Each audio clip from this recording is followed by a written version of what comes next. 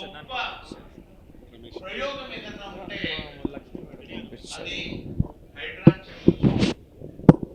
దీనివల్ల ఎంతో మందికి ఇబ్బంది కలిగి ఉండొచ్చు, కానీ దానికి పదింతలు ప్రజలకి ప్రయోజనం జరిగే అవకాశం ఉంది అనే విషయాన్ని ప్రజలు నెమ్మదిగా గుర్తించారు, అర్థం చేసుకున్నారు. ఇంతటి బృహత్తరి కార్యక్రమాన్ని ఒక నిజాయితీ గలటువంటి ఒక ఆఫీసర్ రంగనాథ్ గారికి ఈ యజ్ఞం అప్పచెప్పడం జరిగింది. ఆయన నేతృత్వంలో అనేక ఒత్తిడులను తట్టుకుంటూ, అనేక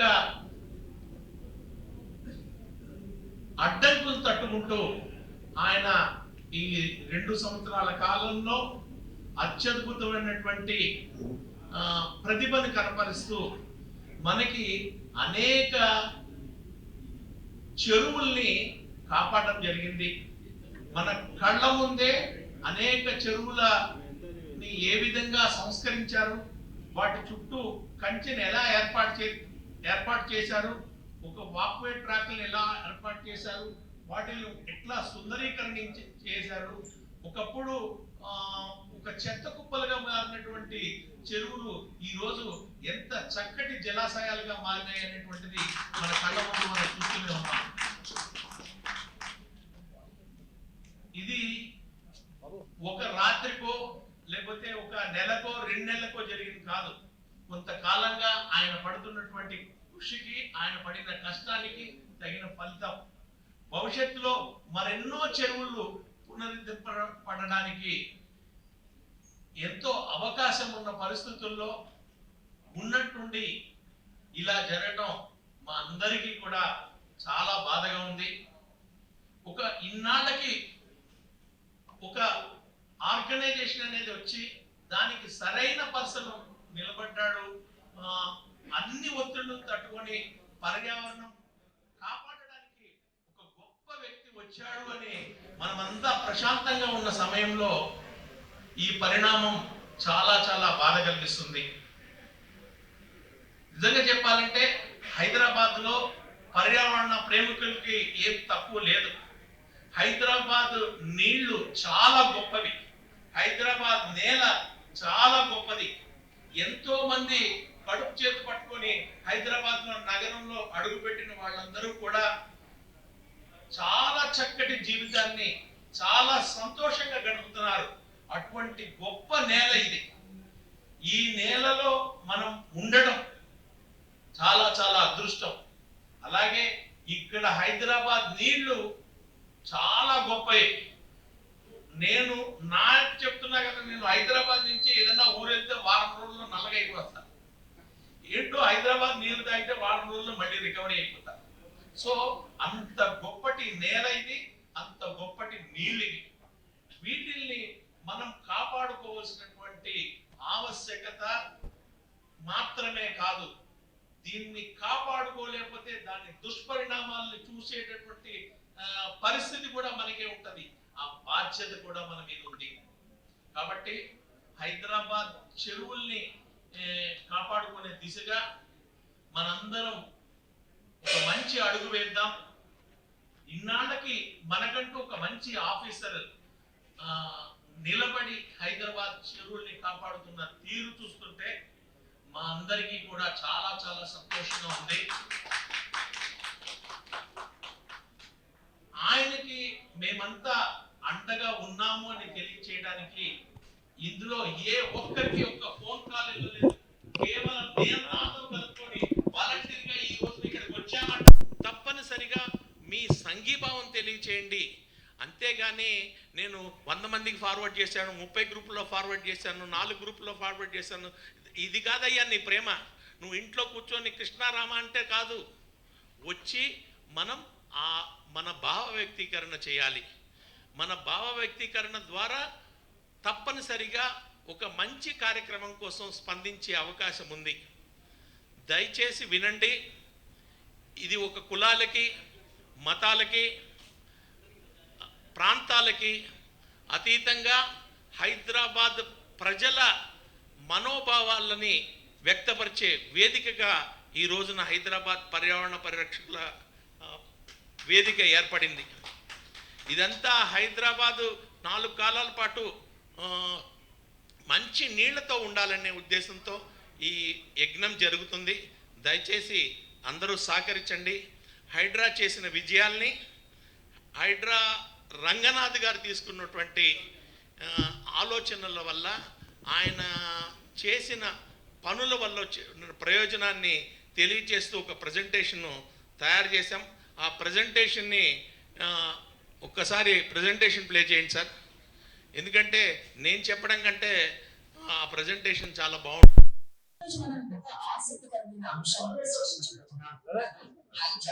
అసలు హైదరాబాద్ నగర రూపురేఖలనే సంపూర్ణంగా మార్చేస్తున్న ఈ సంచలనాత్మక ఏజెన్సీ ఎప్పటికప్పుడు భయపడే వరదలు, కబ్జాలను ఇది ఎలా చెప్పుకుంటుంది అనే విషయాలను ఇప్పుడు వివరంగా చూద్దాం. ఇంకా మనం మాట్లాడుకోబోయే అంశాల క్రమాన్ని ఒకసారి చూస్తే, ముందుగా హైడ్రా ఏర్పాటు, దాని లక్ష్యాలు, ఆ తర్వాత ఆక్రమణల తొలగింపు, చెరువుల అభివృద్ధి, దీనివల్ల ప్రజలకు జరిగే లాభాలు, చివరిగా వారి భవిష్యత్ లక్ష్యాల గురించి మాట్లాడుకుందాం. సరే, మొదటి విభాగంలోకి అడుగు పెడదాం. అసలు ఈ హైడ్రా ఏర్పాటు, దాని మెయిన్ టార్గెట్స్ ఏంటి? అసలు హైడ్రా అంటే ఏంటి, ఎందుకు వచ్చింది? చూడండి, నగరం ఎదుర్కొంటున్న అతిపెద్ద పర్యావరణ, పట్టణ సమస్యలకు ఒక శాశ్వత పరిష్కారం కావాలి కదా. అందుకే జూలై 19, 2024 తెలంగాణ ప్రభుత్వం ఈ సంస్థను ఒక ప్రత్యేక ఏజెన్సీగా ఏర్పాటు చేసింది. అంటే సమస్య వచ్చినప్పుడు మాత్రమే హడావిడి చేయడం కాదు, ఒక పటిష్టమైన సిస్టమ్ ద్వారా పక్కాగా దాన్ని సాల్వ్ చేయడమే దీని అసలు ఉద్దేశం అన్నమాట. మరి దీని ప్రధాన లక్ష్యాలు ఎలా ఉన్నాయో చూద్దామా. చాలా స్పష్టంగా 4 పిల్లర్స్ పైన వీళ్ళు ఫుల్ ఫోకస్ పెట్టారు. అవేంటంటే, ఒకవైపు వరదల నియంత్రణ, ఇంకోవైపు కనుమరుగవుతున్న చెరువులను కాపాడటం, అలాగే కబ్జాకు గురవుతున్న ప్రభుత్వ భూములను రక్షించడం. వీటన్నింటితో పాటు సుస్థిరమైన నగరాభివృద్ధిని సాధించడం. చాలా పక్కా ప్లాన్ కదా. ఇప్పుడు అసలైన యాక్షన్ పార్ట్ కి వద్దాం. రెండవ విభాగం, ఆక్రమణల తొలగింపు మరియు భారీ స్థాయిలో ప్రభుత్వ ఆస్తుల రక్షణ. ఒక్కసారి నెంబర్ వినండి, మీకే ఆశ్చర్యం వేస్తుంది. అక్షరాల 1,50,000 కోట్ల రూపాయలు.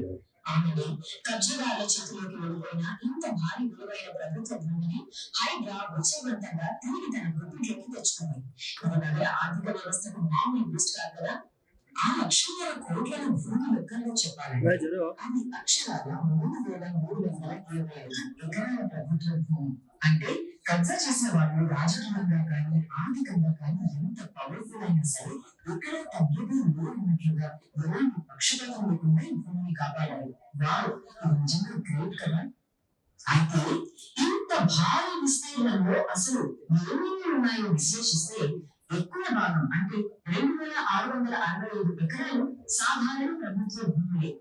కానీ ఇక్కడ మనం ముఖ్యంగా గమనించాల్సిన విషయం ఏంటంటే, ఏకంగా 454 ఎకరాలకు పైగా అత్యంత కీలకమైన చెరువుల భూములను కూడా కాపాడారు.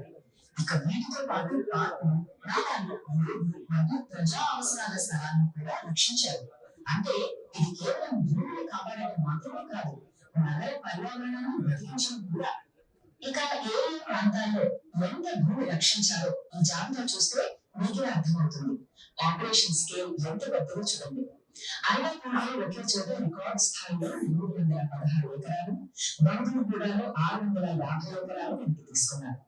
అంతేకాదు, గాజుల నామారం, రాయదుర్గ, కొండాపూడి లాంటి హైఎండ్ ఖరీదైన ఏరియాలో కూడా కబ్జాలకు గురిపేశారు. సరే, ఇప్పుడు మూడవ విభాగానికి వెళ్దాం. అదే వరదలకు చెప్పెట్టే చెరువుల అభివృద్ధి. ఇది మనందరికీ ఎంతో ముఖ్యమైన టాపిక్. హైదరాబాద్ మానవతలు వరదలే అని భయపడుతున్నాం. దీన్ని ఆపడానికి ఇక్కడ ఒక అద్భుతమైన డబుల్ యాక్షన్ స్ట్రాటజీని ఫాలో అవుతున్నారు. ఒకవైపు ఏం చేస్తున్నారంటే, నాగలను, వర్షపునీరు వెళ్లే మార్గాలను మోడల్ పద్ధతిలో డెవలప్ చేస్తున్నారు. ఇంకోవైపు మన పూర్వీకులు అద్భుతంగా డిజైన్ చేసిన వరుసకొట్టు చెరువుల వ్యవస్థకు మళ్ళీ ప్రారంభిస్తున్నారు. అంటే ఒక చెరువు ముందుకు ఆ నీరు పరోక్షంగా రోడ్ల మీదకి రాకుండా పక్క చెరువులోకి వెళ్లే సిస్టమ్ అన్నమాట. చాలా బ్రిలియంట్ కదా. ఈ చెరువుల పనులు కూడా ఏదో ఆషామాషిగా కాకుండా ఒక పక్క ప్లాన్ తో జరుగుతుంది. మొదటి దశలో ఇప్పటికే 6 చెరువులను బాగు చేశారు. ఇప్పుడు రెండో దశలో ఇంకా 14 చెరువుల పనులు ఫుల్ స్వింగ్ లో ఉన్నాయి.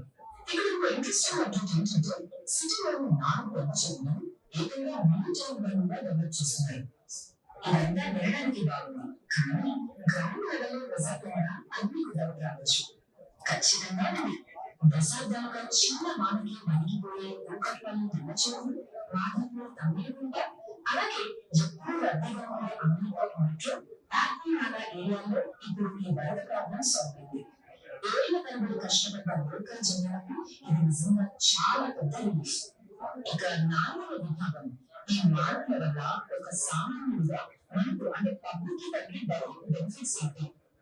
చూడండి, కాపాడిన భూమిని బాగు చేసిన చెరువుల వల్ల డైరెక్ట్ గా మనకేంటి లాభం అంటే, ముందుగా భూగర్భ జలాలు పెరుగుతాయి. దాంతో సమ్మర్ లో వచ్చే వాటర్ ప్రాబ్లమ్స్ చాలా వరకు తగ్గిపోతాయి.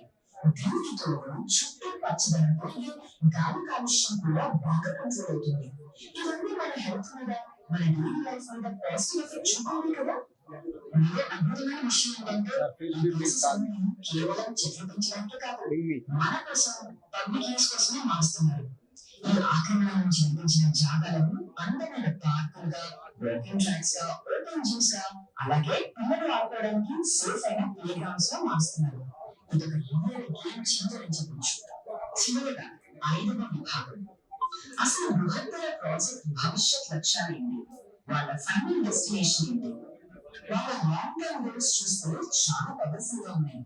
అసలు మన టార్గెట్ ఏంటంటే, వరదలు లేని హైదరాబాద్ ని సృష్టించడం, పాడైపోయిన గుడిసినట్టు చెరువులను 100% పూర్వ స్థితికి తీసుకురావడం, నగరం నలుమూలల మినీ ట్యాంక్ బండ్లను ఏర్పాటు చేయడం. సింపుల్ గా చెప్పాలంటే, పర్యావరణానికి ఫ్రెండ్లీగా ఉండే ఒక అద్భుతమైన సస్టైనబుల్ సిటీని నిర్మించడం. ముగించే ముందు ఒక్కసారి ఆలోచించాలి, ఈ సంస్థ చేస్తున్న ప్రయత్నాలన్నీ సరళంగా వరదలు లేని హైదరాబాద్ అనే ఒకే ఒక్క బలమైన లక్ష్యం వైపు అడుగులు వేస్తున్నాయి. ఆక్రమణను అడ్డుకోవడం దగ్గర నుంచి చెరువులను బతికించడం వరకు ఒక నగరాన్ని ఎలా రీబిల్డ్ చేసుకోవచ్చో ఇది ఒక అద్భుతమైన ఉదాహరణ. మరి భవిష్యత్తులో మిగతా మెట్రో సిటీలు కూడా ఈ బ్లూ ప్రింట్ ని ఫాలో అవుతారా? ఏమనుకుంటున్నారు? ఇది ఖచ్చితంగా ఆలోచించాల్సిన విషయమే కదా.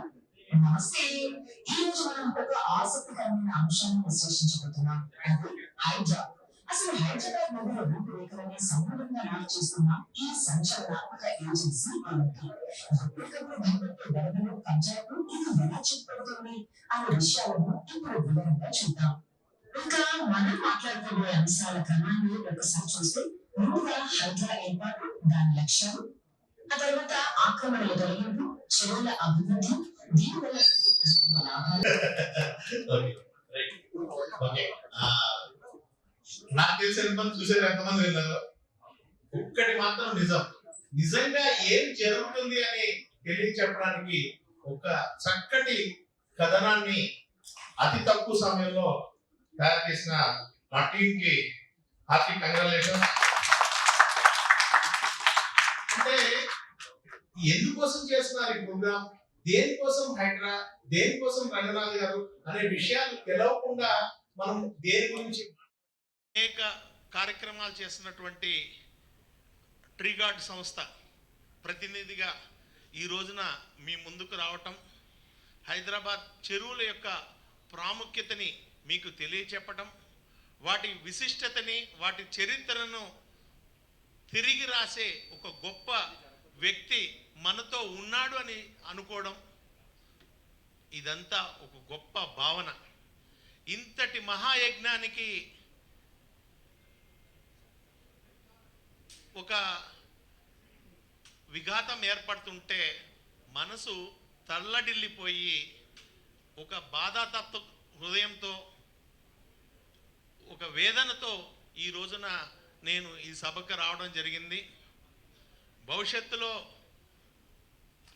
సంస్థలు, వ్యవస్థలు ఒక మంచి నిర్ణయాన్ని తీసుకోవడం ద్వారా రంగనాథ్ గారు కొనసాగాలని, భవిష్యత్తులో మరెన్నో చెరువులు కాపాడగలగాలని మనసా వాచా కోరుకుంటూ ఈ కార్యక్రమంలో పాల్గొనాలని, తమ యొక్క అభిప్రాయాన్ని తెలియచేయాలని అనేక మంది మేధావులు, పర్యావరణ ప్రేమికులు ఇక్కడ వచ్చున్నారు.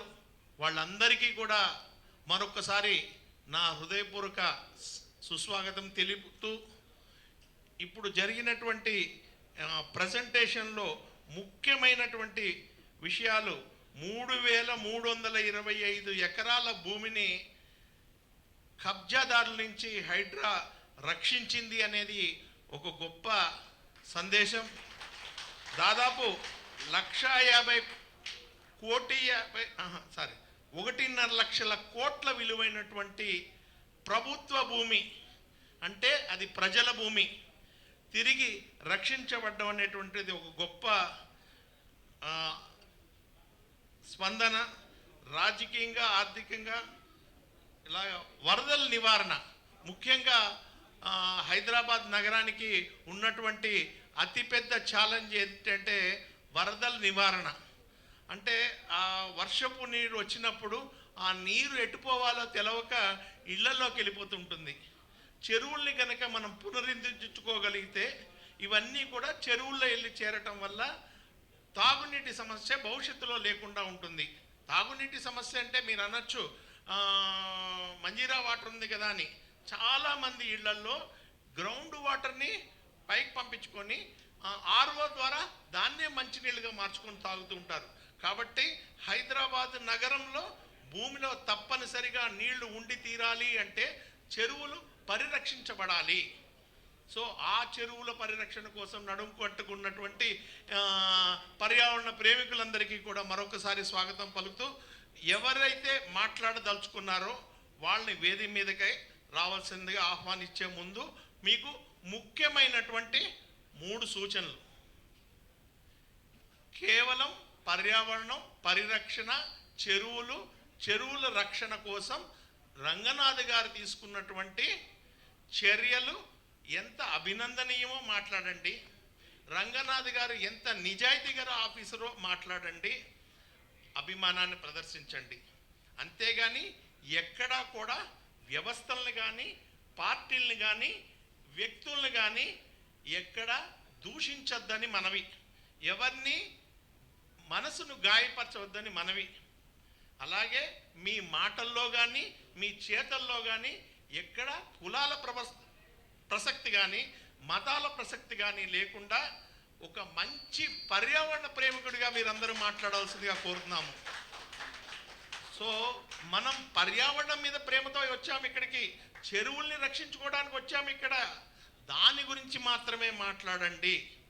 దయచేసి వ్యవస్థల గురించి ఎవరు కూడా స్పందించొద్దని, పార్టీల గురించి ఎవరు కూడా మాట్లాడొద్దని నా హృదయపూర్వక మనవి. వన్స్ అగైన్ ఇక్కడ వచ్చిన దగ్గర నుంచి చూస్తున్నాను, చాలా అద్భుతంగా ప్రసంగిస్తున్నారు అనేక మంది. ఎవరు పెద్దవాళ్ళకి, సీనియర్ సిటిజన్కి ముందుగా ప్రియారిటీ. పెద్దవాళ్ళు ఎవరు వస్తున్నారు? యాళ్ళ వరప్రసాద్ గారు, ఆయన వచ్చాడు, ఆయన పెద్దవాడు. అది కాదు, పేరు చెప్పండి. ప్లీజ్ వెల్కమ్ సోర్పనేని గారు, ప్లీజ్ వెల్కమ్ టు మీ. తర్వాత Anand Nagar colony plot association owners, వారిని కూడా తర్వాత మాట్లాడాల్సిందిగా కోరుచున్నాం. రంగనాథ్ గారు ఏ విధంగా కాలనీ ప్లాట్స్ని కాపాడారనేది ఆయన వివరిస్తారు.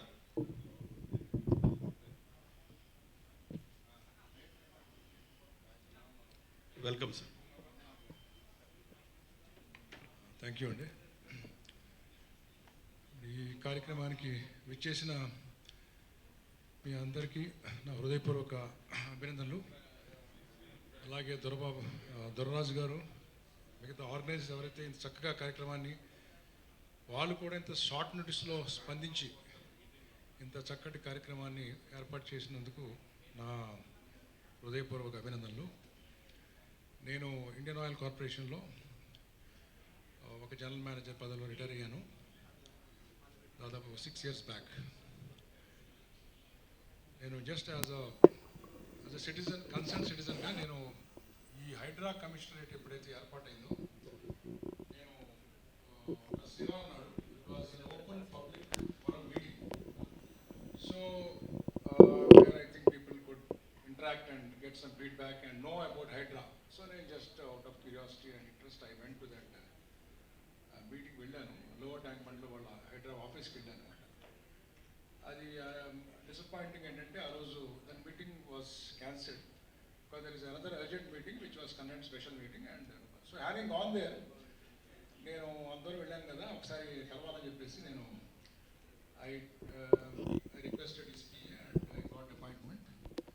He was already in a rush, so he stood up and he welcomed me and I just said, sir, I will not take much time because you are in a hurry. I said, I will not, there's nothing much to speak. Rather, I have made a paper. అప్పటికప్పుడు ఒక పేపర్లో నేను కొన్ని points రాసుకొని నేను what I want express ఆయనకి ఇచ్చాను అనమాట.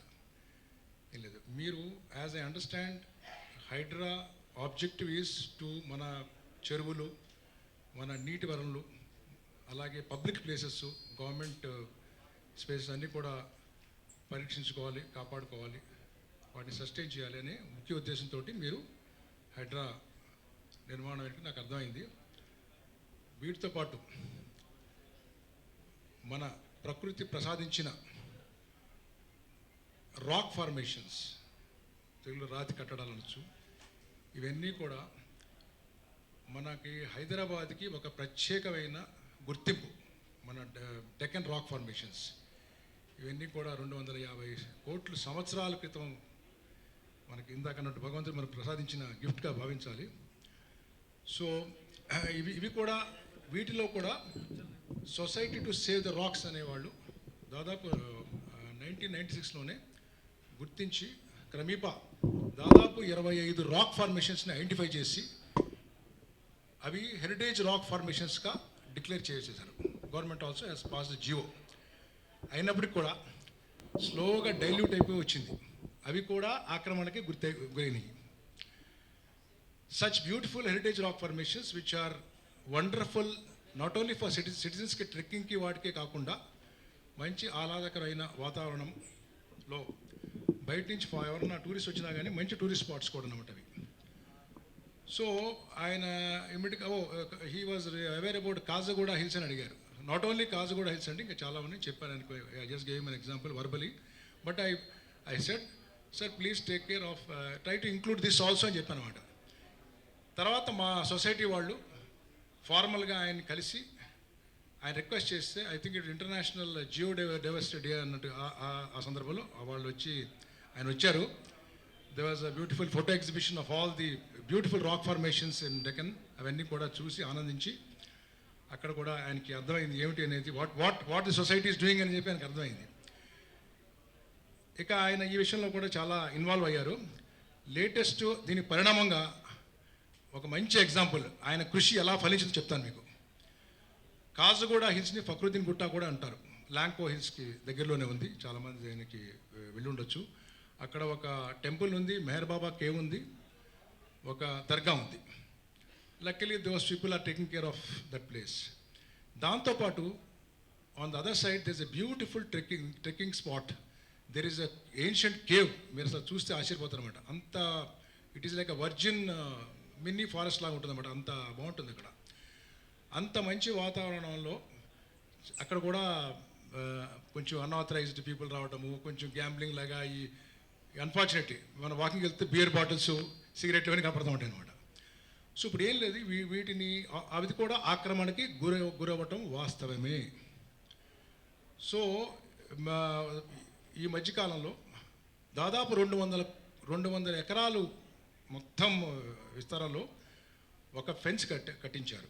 ఆయన రెవెన్యూ డిపార్ట్మెంటు అలాగే మున్సిపల్ అథారిటీస్తో కలిసి ఆయన స్వయంగా సర్వే చేసి సొసైటీ వాళ్ళతోటి అంత చేసి ఐడెంటిఫై చేసి రికార్డ్స్లో కరెక్ట్గా ముందు బౌండరీస్ ఆయన ఫిక్స్ చేశారు. ఇప్పుడు ఒక ఫెన్సింగ్ ఏర్పడింది అన్నమాట. అంటే ఈ రకంగా ఒక ఫర్దర్గా ఎలాంటి ఎంక్రోచ్మెంట్స్ లేకుండా కాపాడటానికి కృషి ఫలించింది. రాబోయే రోజుల్లో కూడా ఇంకా దానికి ఏదో చేస్తున్నారు. ఇంకా అక్కడ ఒక మంచి లేక్ ఉంది, అక్కడ చెరువు ఉందండి కింద. ఆ పైనుంచి చూస్తే వ్యాంటేజ్ నుంచి బ్యూటిఫుల్ యూ కెన్ సీ. అక్కడ కూడా మరి వాళ్ళు ఒక మంచి టూరిస్ట్ స్పాట్గా ఒక ప్లే గ్రౌండ్ అలాగా లేక్ ఫ్రంట్ ఏరియాలో డెవలప్ చేసే ఒక ప్లాన్ కూడా ఉంది. So let us hope that ఇవన్నీ కూడా వెళ్తాయని. సో ఇలా మాకు ఈ మీ చెరువులతో పాటు ఈ రాక్ ఫార్మేషన్స్ కూడా చాలామందికి ఏంటంటే చిన్నప్పటి నుంచి స్కూల్లో పాఠాల్లో ఫోటోసింథసిస్ గురించి చెప్తారు. చెట్లు ఇంపార్టెన్స్ ఏమిటి, వృక్షో రక్షిత అనేది ఒక మనకి తెలుసు. ఫోటోసింథసిస్ ద్వారా కార్బన్ డైఆక్సైడ్ తీసుకుంటుంది, ఆక్సిజన్ ఇస్తుంది చెట్లు. మన లైఫ్ చాలా మంచిదని మనందరికీ తెలుసు. ఎటు చూస్తే ఈ రాక్ ఫార్మేషన్స్ గురించి చాలా అంత అవగాహన లేదు ప్రజలకి. రాక్ ఫార్మేషన్స్ ఏదన్నా ఒక రాక్ కనుక బౌల్డర్ కానీ తొలగిస్తే అక్కడ జరిగే నష్టం గురించి చాలామంది తెలియదు. సరే, ఇప్పుడు ఆ సబ్జెక్టులోకి నేను వెళ్ళడం నాకు డీప్గా అది కాదు. బట్ అది ఏ రకంగా అయితే మన బయోడైవర్సిటీ అంటే జీవ వైవిధ్యానికి అది తోడ్పడుతుందనే విషయం చాలామంది పిల్లలకు తెలియదు. మేము కూడా అది కూడా ఎడ్యుకేట్ చేసుకుంటాం అనమాట. సో ఈరోజు ఈ పర్యావరణ పరిరక్షణ మరియు వాతావరణ కాలుష్య నివారణ చర్యల మీద ఆసక్తి, కన్సర్న్ ఉన్నవాళ్ళే ఇక్కడ అందరూ ఉన్నారు. Obviously you're all interested in మన బయోడైవర్సిటీ కాపాడుకోవాలి. అలాగే మనము ఈ Hyderabad should be not only ముందు మన Hyderabad is what is a small city in our beautiful planet called earth. This only one earth. So future జనరేషన్స్కి, మన పిల్లలకి, రాబోయే తరాలకి మనం ఇలాంటి మన చెరువులు, నీటి వనరులు కాపాడుకుంటేనే, మనం దాంతోపాటు గ్రీనరీ కూడా, చెట్లు కూడా ఇష్టానుసారం కొట్టకుండా కాపాడుకుంటేనే భవిష్యత్తులో మన పిల్లలకి ఒక clean green and blue city మనం ఇవ్వాలి. Hyderabad was once the city of gardens and also the city of rocks. So ఈ హైడ్రా వచ్చిన తర్వాత ఒక ప్రత్యేకమైన అవగాహన జనంలో వచ్చింది.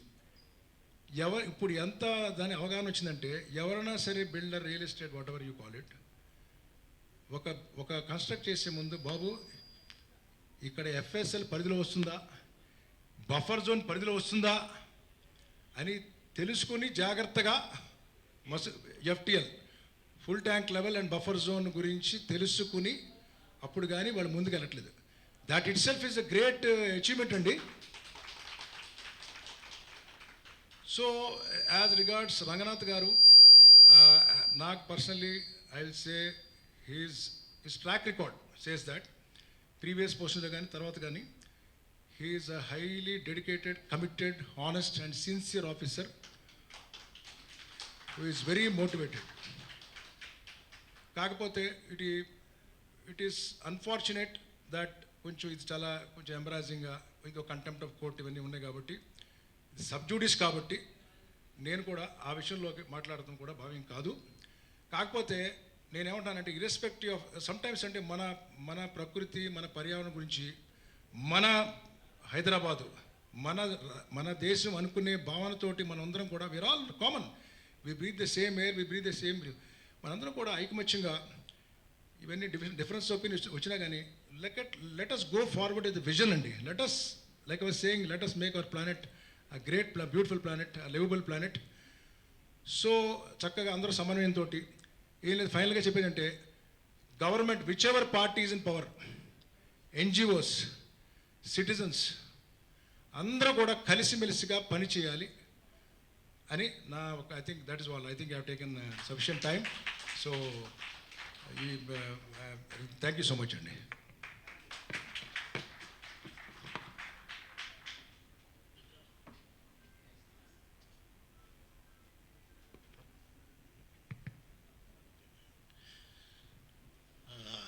స్టేజీ దిగ్గానే కొంతమంది ప్రశ్నించారు, అయ్యా మిమ్మల్ని చూస్తున్నాం కానీ మీరు పర్యావరణ పరిరక్షణ ఏంటి అని అన్నారు. తెలవని వాళ్ళకి నేను చెప్పాల్సినటువంటి బాధ్యత ఉంది కదా, ఉంది నాకు. గత 20 సంవత్సరాలుగా ప్రతి సంవత్సరం 50,000 మట్టి విగ్రహాలని ఉచితంగా పంచుతూ వచ్చాను. ఇప్పటి వరకు 10 లక్షల పైగా మట్టి విగ్రహాలని ఉచితంగా పంచుతూ, మట్టి విగ్రహాల వల్ల చెరువులకి, కుంటలకి ఏర్పడేటటువంటి మంచిని తెలియజేస్తూ, ప్లాస్టర్ ఆఫ్ ప్యారిస్ విగ్రహాల నియంత్రణ కోసం 20 సంవత్సరాలుగా అనేక కార్యక్రమాలని నిర్వహిస్తూ, అలాగే అనేక స్కూల్స్లో, అనేక కాలేజీల్లో, అనేక అపార్ట్మెంట్ అసోసియేషన్స్లో మట్టి విగ్రహాల తయారీ వర్క్షాపుల్ని కండక్ట్ చేసినటువంటి చరిత్ర ఉంది.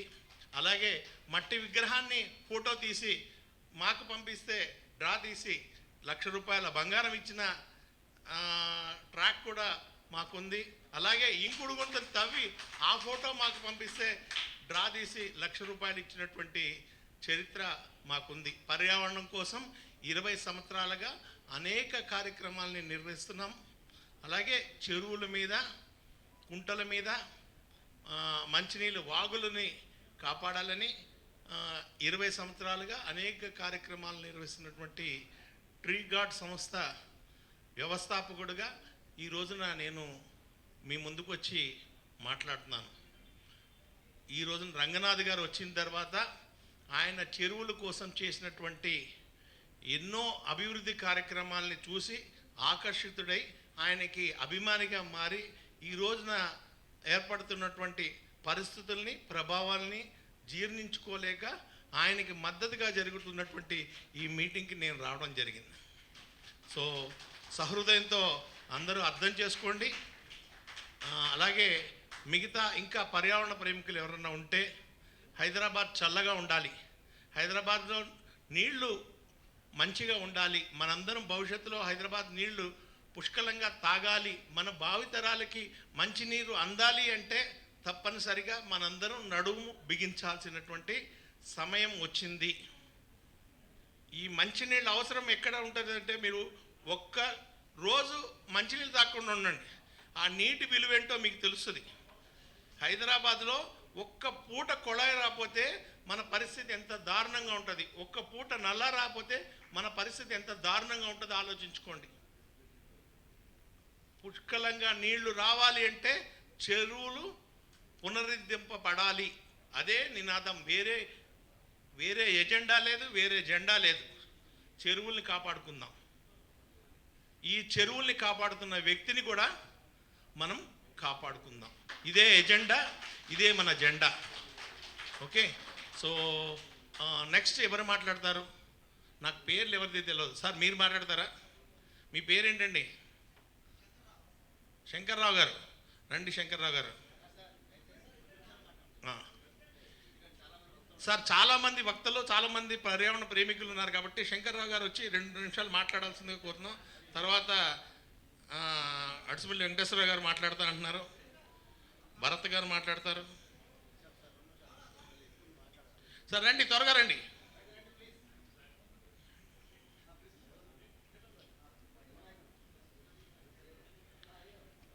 మీ పేరు సార్? శంకర్రావు గారు, రైట్ సార్, వెల్కమ్. మీ ఏం చేస్తుంటారు? ఓకే,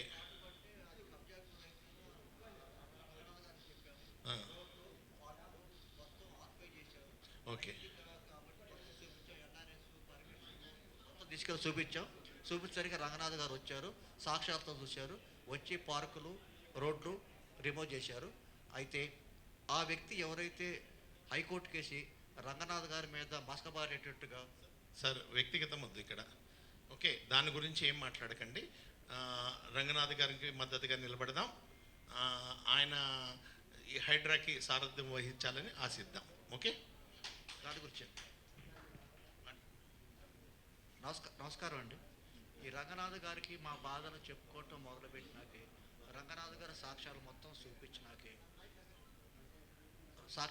చూపించినాకే ఎల్ఆర్ఎస్లు, పంచాయతీ పర్మిషన్లు, రోడ్లు, పార్కులు ఆక్యుపై దాని తగ్గ అదే ఒక వ్యక్తి ల్యాండ్గా రిజిస్టర్ చేసుకున్నాడు, నెక్స్ట్ సీరియల్ నెంబరు ప్లాట్గా రిజిస్టర్ చేసుకున్నాడు. ఆ వ్యక్తి మీద మేము తీసుకెళ్లి సాక్ష్యాలు చెప్పినాక రంగనాథ్ గారు వచ్చి మొత్తం రిమూవ్ చేశాడు, పార్కులకి ఫినిషింగ్ వేసాడు, రోడ్లు రిమూవ్ చేశాడు. ఆ వ్యక్తి మళ్ళీ అదే వ్యక్తి ల్యాండ్ కొన్నాడు, అదే వ్యక్తి ప్లాట్ కొన్నాడు, హైకోర్టుకు పోయి రంగనాథ్ గారి మీద స్టే తీసుకొచ్చారు. అదొక మసకబారుతుంది రంగనాథ్ గారి మీద. కనుక రంగనాథ్ గారు చేసింది మాకు మంచి పని. మా జీవితం మేము సాధించలేని ప్లాట్లు రంగనాథ్ గారు రోడ్లు, పార్కులు ఆయన వల్ల మేము సాధించాం. దయచేసి నేను ఏ పొలిటీషియన్ని, ఏ లీడర్ని దగ్గర పోయి నేను తల వంచలేదు, దండం కూడా పెట్టను. Any politician, any MLA, any minister.